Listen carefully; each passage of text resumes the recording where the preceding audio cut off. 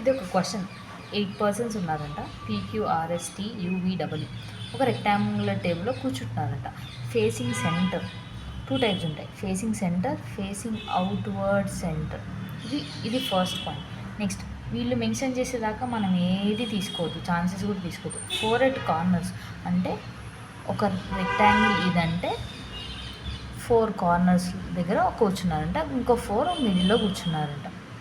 ఇది ఈ తర్వాత వాళ్ళు ఇస్తారు. So facing centre, facing outwards.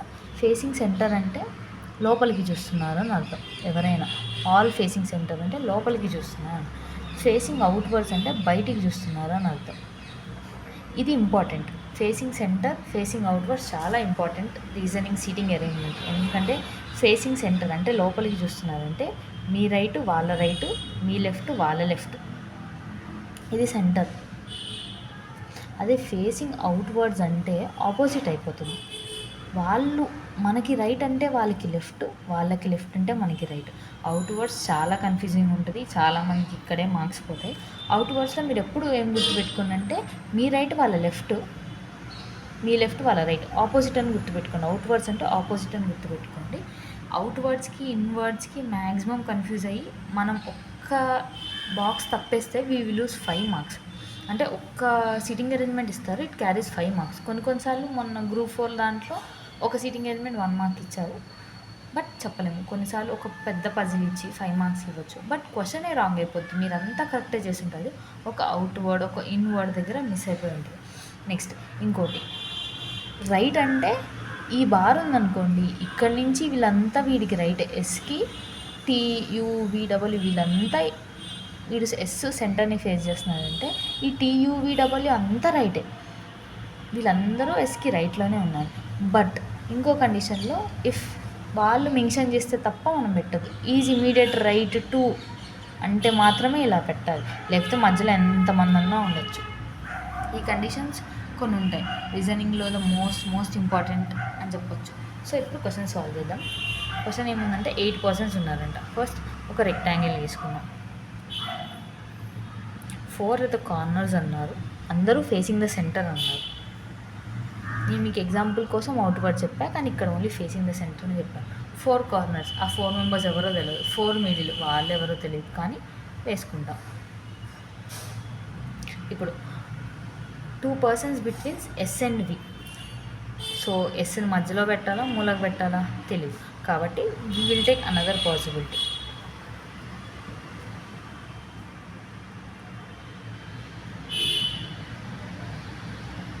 So first ఏం చేద్దామంటే ఎస్ని ఒక మూల పెడదాం, ఎక్కడో ఒక మూల పెడదాం.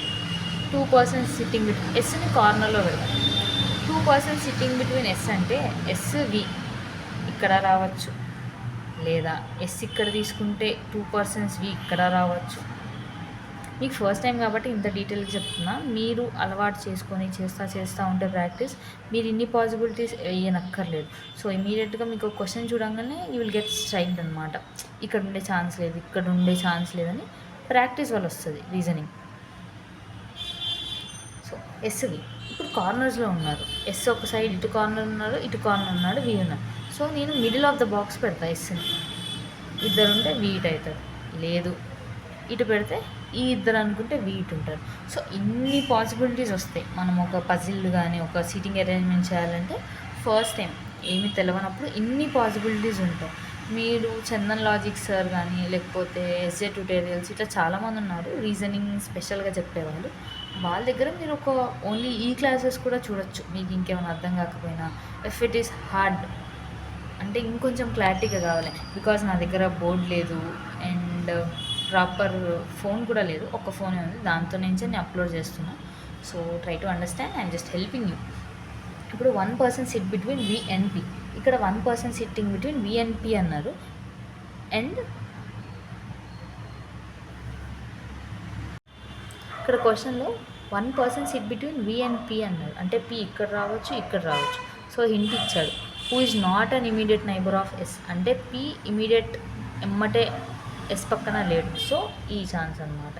వి ఒక్కలే ఉన్నారు వికి పీకి మధ్యన, కానీ పి అంటే ఎస్ నైబర్ కాదంట. సో 1% అలా. అండ్ ఇక్కడ కూడా సో సో ఇలా రూల్ అవుట్ చేసుకుంటూ చదవాలి. R is neither and immediate neighbour of P nor S. అంటే ఇక్కడ ఆర్ రాడు, ఇక్కడ ఆర్ రాడు. సో ఆర్కున్న ఒక్కొక్క పాసిబిలిటీ ఇది ఒక్కటి మాత్రమే.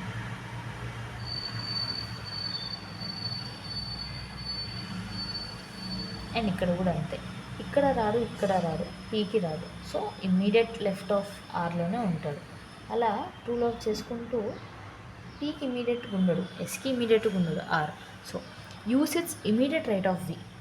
వికి ఇమీడియట్ రైట్లో అంటే యూ ఉన్నాడంట. ఇమీడియట్ రైట్ అంటే రైట్ సైడ్, మన రైటే, ఎందుకంటే వాళ్ళు ఫేసింగ్ ద సెంటర్ కాబట్టి ఇమీడియట్ రైట్లో. సో ఇక్కడ U sits immediate right of వీలో ఆర్ ఉన్నాడు. సో ఈ బాక్స్ వ్యాలిడ్ కాదు. నెక్స్ట్ దీంట్లో చూద్దాం. ఇమీడియట్ రైట్లో అది కాదు. సో 2 పాసిబిలిటీస్ వెళ్ళిపోయాయి. సో మీరు చేస్తూ ఉంటే లైన్స్ పెరుగుతూ ఉంటే మీకు ఛాన్సెస్ తగ్గుతూ ఉంటాయి, పాసిబిలిటీ తగ్గి మీకు కరెక్ట్ ఆన్సర్ వస్తూ ఉంటుంది. S does not sit at any corner.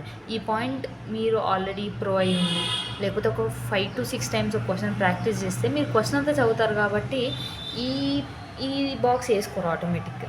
So ఆటోమేటిక్గా బాక్స్ వేసుకోరు కాబట్టి your work will get easy. S does not sit any corner అంటే ఇది కూడా తప్పే. W is third to the left of queue.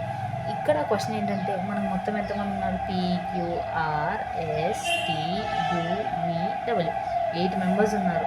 ఎస్ని పెట్టేశాం, పీని పెట్టేశాం, యూని పెట్టేశాం, వీని పెట్టేశాం, ఆర్ని పెట్టేశాం. మిగిలింది ఎవరు, TWQ. ఏ పొజిషన్స్లో, ఈ పొజిషన్స్లో. ఇప్పుడు ఏమన్నారు, డబల్ యూసిస్ third to the left of Q. ఇక్కడ డబుల్ అనుకున్నాం అనుకోండి, థర్డ్ టు ద లెఫ్ట్ రాదు కదా.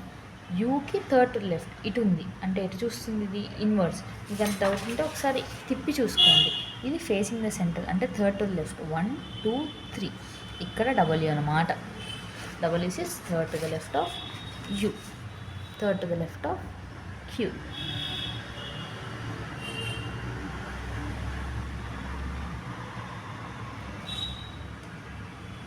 ఓకే, నేను తప్పు రాసుకున్నాను. W sits third to the left of Q అన్నారు. అంటే క్యూని ఇక్కడ అనుకున్నాం అనుకోండి, third to the left chance లేదు. సో క్యూని ఇక్కడ అనుకోవాలి. థర్డ్ టు లెఫ్ట్ అంటే 1 2 3. సో ఇక్కడ W, third to the left of Q. W sits third to the left of Q అంటే 1 2 థర్డ్ పర్సన్ అనమాట. మిగిలిన వాళ్ళు ఎవరు, టీ. సో ఇక్కడ ఇది యాక్చువల్ ఆన్సర్ అన్నమాట. సో ఇన్ బ్రీఫ్ మీకు చెప్పాలంటే, ఒక పర్సన్ ఇలా ఫస్ట్ యాక్చువల్గా సర్కిల్ చెప్పద్దు, రో చెప్పాలి. బట్ సర్కిల్ క్వశ్చన్ నాకు దొరికింది కాబట్టి చెప్పాను. రోలో ఇలా 3 ఉన్నారనుకోండి, BAC, వీళ్ళు ఫేసింగ్ ద సెంటర్ అన్నాను అనుకోండి. సో ఏ ఉన్నాడు, ఏ అంతా ఫేసింగ్ ద సెంటర్ అనే అనుకుందాం. అంటే మనం ఎటు చూస్తున్నామో అటే చూస్తున్నాం. సో ఏ బీకి ఏమవుతుందంటే, B is left to A, B is left to A is right to B. ఇవి బేసిక్స్. దీనికంటూ మళ్ళీ ఒక స్పెషల్ వీడియో చేస్తా. ఐఎమ్ నాట్ అంటే స్టార్టింగ్ నుంచి పద్ధతిగా రావాలి, బట్ ఆ క్వశ్చన్ మోస్ట్లీ రిపీటెడ్ క్వశ్చన్ అని చెప్తున్నాను. ఇప్పుడు సిబీకి ఏమవుతుందంటే, C is second to right of B. C ఎక్కడ కూర్చున్నాడంటే బీకి సెకండ్ రైట్లో కూర్చున్నాడు, 1 2. అందుకు C is second to the right of B. మరి బి పర్స్పెక్టివ్లోంచి ఏమవుతాడు, B is second to left of C. ఎంతమంది ఉంటే అట్లా కౌంట్ చేద్దాం. ఫేసింగ్ డైరెక్షన్స్ ఇంపార్టెంట్, ఎంతమంది ఉన్నారనేది ఇంపార్టెంట్. నేను ఇంకొక వీడియో ఫస్ట్ రో నుంచి స్టార్ట్ చేస్తాను. యాక్చువల్ రెక్టాంగిల్ ఎందుకు చెప్పానంటే చాలా ఇంపార్టెంట్ క్వశ్చన్ కాబట్టి ఫస్ట్ వీడియో అది స్టార్ట్ చేశాను. బట్ నెక్స్ట్ వీడియోలో డీటెయిల్గా అసలు సెకండ్ టు ద లెఫ్ట్ ఏంటి, సెకండ్ టు ద రైట్ ఏంటి అని ఒక బేసిక్ నుంచి నీట్గా స్టార్ట్ చేస్తాను.